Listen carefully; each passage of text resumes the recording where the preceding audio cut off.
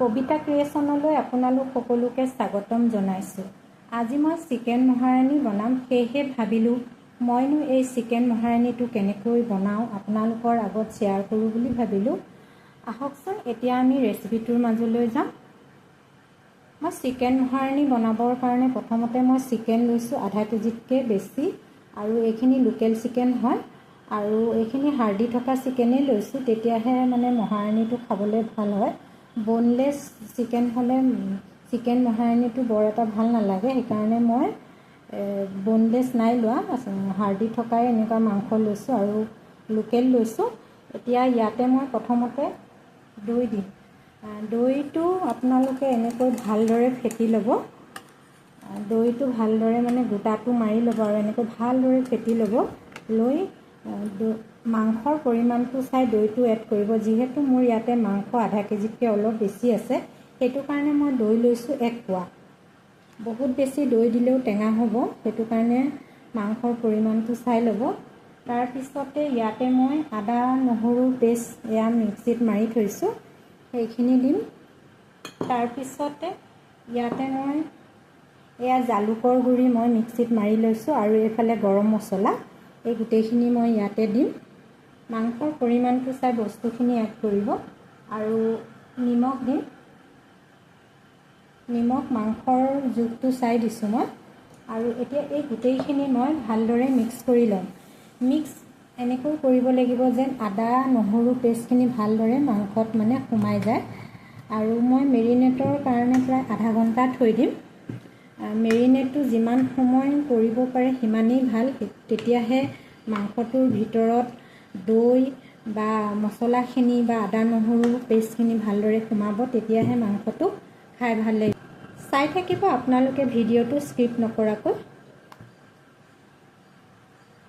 এটা বস্তু দিবলৈ মই পাহৰি গৈছিলোঁ, ইয়াতে অকণমান মই নেমু ৰস চেপি থৈছিলোঁ, ইয়াতে কিন্তু নেমু ৰসহে দিব, বেলেগ নিদিব, মাংসৰ টেষ্টটো বেয়া হৈ যাব। সেইটো কাৰণে মই ইয়াতে নেমু ৰস অকণমান মই চেপি থৈছিলোঁ, সেইখিনি এতিয়া ইয়াতে মই দিম, তেতিয়াহে মাংসখিনি অকণমান কোমল হ'ব।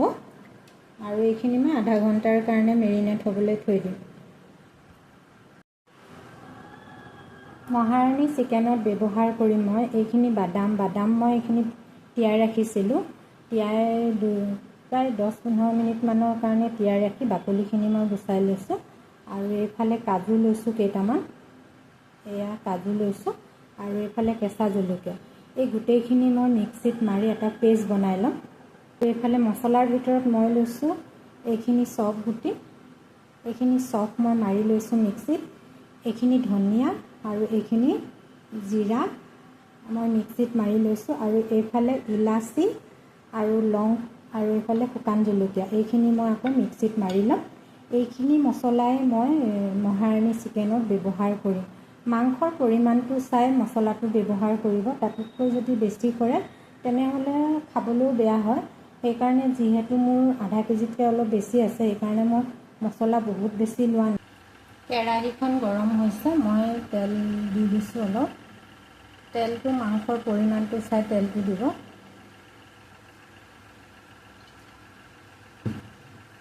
এতিয়া মই তেলখিনি গৰম হোৱাৰ পিছত এয়া মই পিঁয়াজখিনি স্লাইচ কৰি কাটি লৈছোঁ, একদম মিহি মিহিকৈ স্লাইচ কৰি লৈছোঁ। এনেদৰে কাটি ল'ব, কাৰণ যিহেতু পিঁয়াজটো মিক্সিত নামাৰোঁ, ধৰকচোন এনেকৈ মিহি মিহিকৈ কাটি ল'লে ভাল হ'ব অলপমান। এতিয়া তেলখিনি গৰম হ'ল, ইয়াতে মই পিঁয়াজখিনি দি দিম। পিঁয়াজখিনি ভালদৰে ৰঙচুৱা কৰি ভাজি ল'ম, অকণমান গল্ডেন ব্ৰাউন কৰি ল'ম। আধা ঘণ্টাৰ কাৰণে মাংসখিনি এয়া মেৰিনেট হ'বলৈ থৈছিলোঁ। এয়া চাওকচোন ইমান ধুনীয়া চফ্ট হৈছে। যিহেতু ইয়াতে পানী ব্যৱহাৰ নকৰোঁ, সেইটো কাৰণে মাংসটো অলপ চফ্ট হ'ব লাগিব, তেতিয়াহে সিজিব, নহয় জানো। এতিয়া মাংসখিনি দি দিম।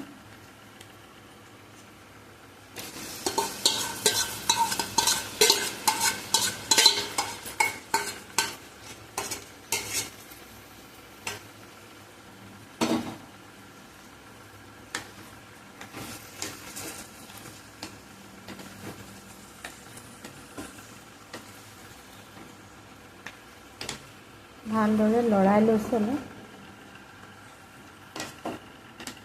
মাংসখিনি অলপ সময়ৰ কাৰণে গেছটো কমাই ঢাকি দিম। কাজু, বাদাম আৰু কেঁচা জলকীয়াৰ পেষ্টটো মই বনাই ল'লোঁ। ইয়াতে মই পানী অলপমান মিক্সিত মাৰোঁতে অলপমান পানী দিছিলোঁ, বেছি পানী দিয়া নাই। এয়া চাওক, এয়া ঢাকোনখন গুচাই চাওঁ।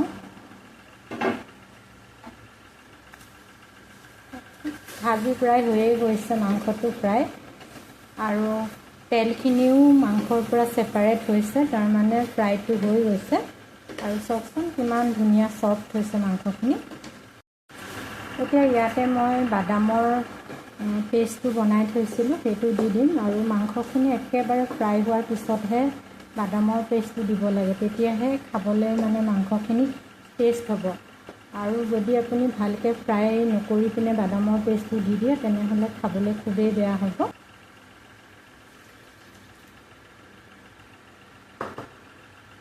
এতিয়া মই গেছটো বঢ়াই দিম।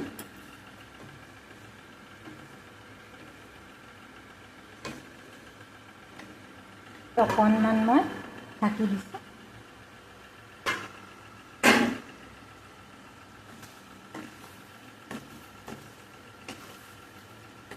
এতিয়া মই মছলাখিনি দি দিম। এইখিনি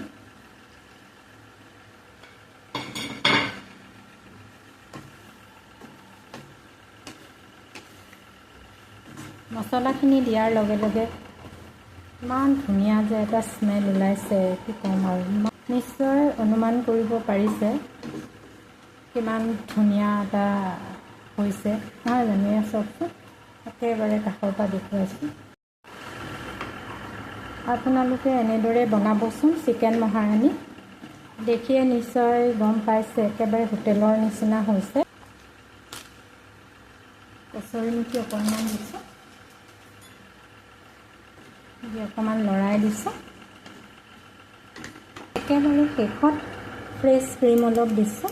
এয়া একেবাৰে ফ্ৰেছ ক্ৰীম। এই ক্ৰীমখিনি দি মই অকণমান লৰাই গেছটো অফ কৰি দিম।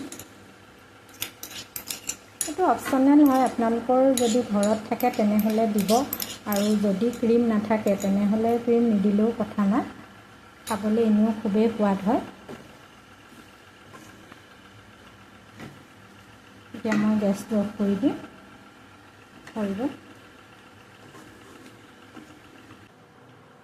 এয়া চাওক, মহাৰাণী চিকেন হৈ গ'ল। কিমান ধুনীয়া হৈছে চাওকচোন।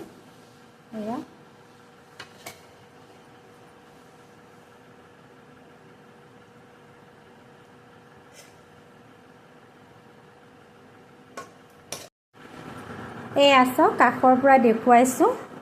চিকেন মহাৰাণী চিকেনটো হৈ গ'ল। নিশ্চয় অনুমান কৰিব পাৰিছে, নহয় জানো? দেখিবলৈ কিমান ধুনীয়া হৈছে আৰু খাবলৈও খুবেই সোৱাদ লাগে। আপোনালোকে এনেদৰে এবাৰ বনাই খাবচোন। আৰু মোৰ যদি এই ৰেচিপিটো আপোনালোকৰ ভাল লাগে তেনেহ'লে এটা লাইক দিব, কমেণ্ট কৰিব, লগতে মোৰ চেনেলটো ছাবস্ক্ৰাইব কৰিব বুলি আশা ৰাখিলোঁ। আপোনালোকৰ অকণমান মৰম আৰু আশীৰ্বাদে চেনেলটো আগবাঢ়ি যোৱাত সহায় কৰিব, নহয় জানো? তেনেহ'লে আজিলৈ আহোঁ আৰু এটা নতুন ৰেচিপিৰ ভিডিঅ' আপোনালোকৰ মাজলৈ লৈ অহাৰ প্ৰতিশ্ৰুতিৰে। Bye bye.